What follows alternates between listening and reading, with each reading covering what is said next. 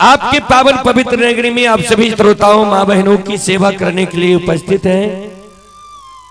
सज्जन वृंद, मैं कोई महान गायक नहीं हूं, कलाकार नहीं हूं कि मैं अपना कला से आप सबों को आकर्षित कर सकूं। फिर भी मां भगवती बाबा धर्मराज के तुझ सेवक के रूप में गाकर नहीं तो गुनगुनाकर जरूर सुनाऊंगा। उसमें जो भी त्रुटि गलती हो उस त्रुटि गलती के लिए हम क्षमा प्रार्थी हैं। आप लोग बच्चे समझकर क्षमा करने की कृपा करेंगे। चले,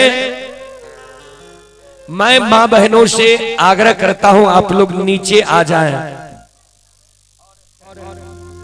नीचे अगर बैठिएगा, कैमरा चल रहा है, जो देश विदेश तक का लोग लाइव प्रसारण देख रहे हैं, तो आप लोगों का भी वीडियो वहां तक जाएंगे। आप लोग जैसे बैठे हुए हैं ये अच्छा नहीं है, आप लोग नीचे आ जाएं। सभी मां बहनों से मैं आग्रह करता हूं। संत शिरोमणि श्रोताबंधो,